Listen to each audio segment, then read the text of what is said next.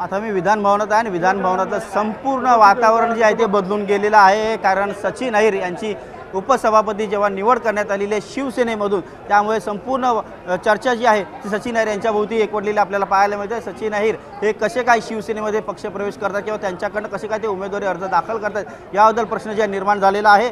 काल परवापर्यंत आपण पाहतोय की सचिन अहिर हे शिवसेना उद्धव बाळासाहेब ठाकरे पक्षाचे नेते होते, त्यांचे आमदार होते, त्यांच्या सोबत ते त्यांच्या आमदारांच्या सोबत ते विरोधी पक्षांच्या बाकांवरती बसत होते। मात्र आता ते त्यांचा बाक जे आहे ते बदलणार आहेत, समोरच्या बाजूला म्हणजे सत्ताधारी पक्षांमध्ये ते बसतील आणि त्यानंतर ते आता उपसभापती होणार आहेत, त्यामध्ये त्यांना एक मानाची आसन जे आहे ते मिळणार आहे। मात्र हे सर्व करत असताना त्यांनी पक्षप्रवेश जो आहे तो केलेला आहे, पक्षांतर केलेला आहे। खूप मोठा धक्का जो आहे शिवसेना उद्धव बाळासाहेब ठाकरे पक्षाला बसताना आपल्याला पाहायला मिळतो। विशेषतः आदित्य ठाकरे यांना हा धक्का आहे, कारण आदित्य ठाकरे यांच्या अत्यंत निकटवर्तीय असे समजले जात आहेत। आपण पाहतोय आपल्यासोबत गोपीचंद पडळकर आहेत, भाजपचे नेते आमदार, त्यांच्याशी बोलूया। गोपीचंदजी, काय सांगाल? खूप मोठं धक्कानंतर एकनाथ शिंदे यांनी सुरू केलेलं ऑपरेशन टायगर 3 सक्रिय होताना पाहायला मिळतं। सचिन अहिर हे शिवसेनेत पक्षप्रवेश करताना त्यांना उपसभापतीचं उमेदवारी देखील दिली जाते। मला आत्ताच आपल्या माध्यमातून समजलं, मलाही माहीत नव्हतं, पण सचिन अहिर सारखा एक तरुण तडफदार युवा नेता, कारण आम्ही विधान परिषदेमध्ये एकत्रित काम केलं आहे, ते उभाटातून विधान परिषदेवरती होते, आम्ही एकत्रितपणे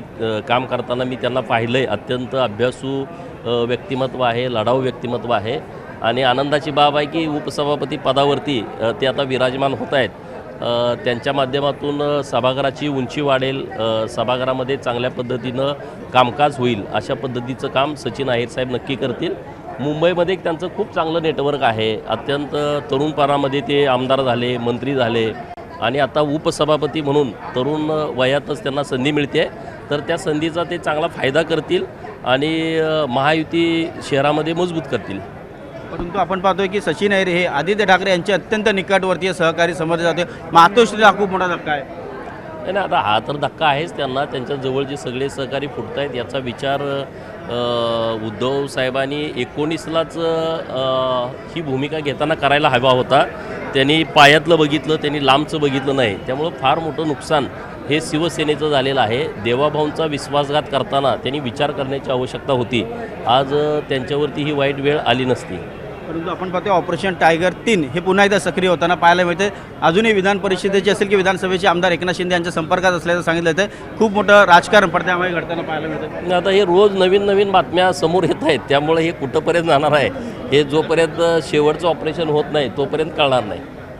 धन्यवाद। तुम्ही न्यूज 18 मराठीशी बोलावर तर आपण पाहिलं गोपीचंद पडळकर यांनी त्यांची प्रतिक्रिया दिलेली आहे आणि ते सांगतायत की खूप मोठं पडद्यामागे ऑपरेशन जे आहे ते घडताना आपल्याला पाहायला मिळतं आहे आणि आणखीन किती धक्का जे आहे ते एकनाथ शिंदे महाराष्ट्राच्या राजकारणात देणार हे पाहायला लागेल। एक धुरंधर राजकारणी म्हणून एकनाथ शिंदे संपूर्ण महाराष्ट्राला परिचित आहेत, मात्र एकापाठोपाठ एक ते ज्या प्रकारे धक्का देत आहेत राजकारणाला किंवा ठाकरे गटाला, ते पाहून एकनाथ शिंदे यांचं राजकीय वजन जे आहे ते आणखीन वाढलेलं आपल्याला एकंदरीत पाहायला मिळतं आहे।